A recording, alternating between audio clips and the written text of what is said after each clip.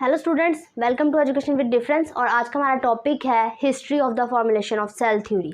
अब cell theory की जो फॉर्मुलेशन है उसकी हम हिस्ट्री पढ़ रहे हैं। इसका पार्ट 1 हमने पहले डिस्कस किया था, अब इसका सेकंड पार्ट हम डिस्कस करेंगे।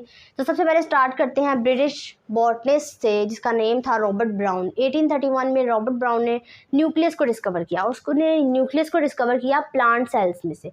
प्लांट सेल में से उसने न्यूक्लियस को निकाला। आपको पता है हर सेल जो होता है, हर सेल के अंदर सेंटर में एक न्यूक्लियस मौजूद होता है, चाहे वो प्लांट का हो एनिमल का हो।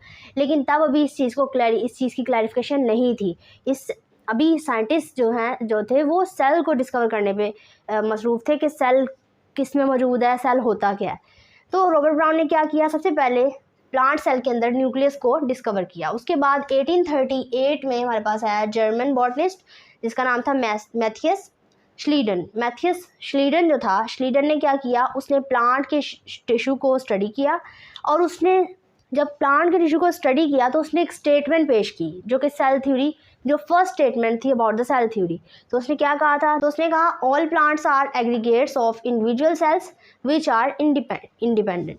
तो उसने कहा हर प्लांट जो है, कोई भी पौधा है, वो सेल के मजमूए से बनता है, सेल की एग्रीगेशन से बनता है। और वो जो एक इंडिविजुअल सेल है, एक सेल है उसके अंदर, वो इंडिपेंडेंट होता है, किसी के ऊपर डिपेंड नहीं करता। तो ये श्लीडन ने फर्स्ट स्टेटमेंट बताई थी सेल थ्योरी के अंदर प्लांट से रिलेटेड। सेल इंडिविजुअल होते हैं और प्लांट सेल के एग्रीगेशन से बनते हैं। नेक्स्ट हमारे पास आ जाता है 1839 में। उसके एक ही साल बाद जर्मन जोलॉजिस्ट था जिसका नेम था शिवॉन। तो शिवॉन ने क्या किया, बताया उसने एनिमल के बारे में कि ऑल एनिमल जो हैं वो all animal tissues are composed of individual cell.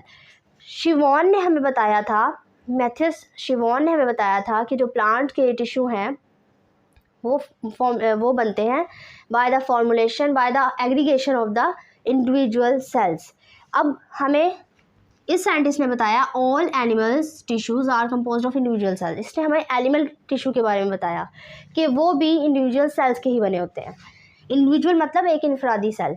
उसके बाद 1855 में रुडोल्फ विर्चू आया जो कि जर्मन फिजिशियन था।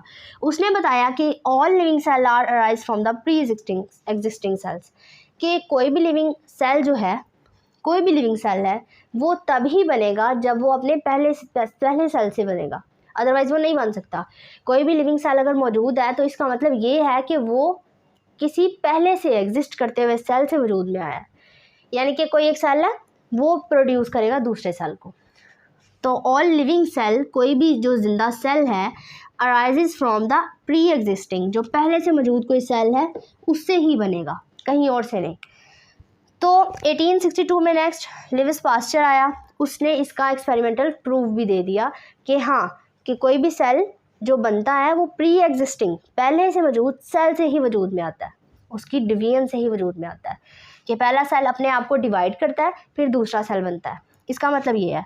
उसके बाद हमारे पास आ गई सेल थ्योरी, जो अब जदीद सेल थ्योरी है। उसको जो जदीद सेल थ्योरी है, मॉडर्न सेल थ्योरी, उसका सबसे पहला पॉइंट ये है कि all organisms composed of one or more sales. जैसे ऑर्गेनिज्म कौन है, इंसेक्ट्स हैं, जानदार, बर्ड्स हैं, एनिमल्स हैं, प्लांट्स हैं, ये सारे जो हैं वन और मोर सेल के बने होते हैं। इससे पहले हम डिस्कस कर चुके हैं kingdom Monera, kingdom protista, kingdom Plantae, animalia and fungi, ये 5 किंगडम हमने स्टडी किए थे। तो ये सारे किंगडम जो थे इनमें सेल्स मौजूद थे, सेल्स के बने हुए थे। वो कोई एक सेल का था, यूनिसेलुलर था, कोई 2 से 4, 4 से 5, कोई खरबों सेल का था, तो वो मल्टी सेलुलर था।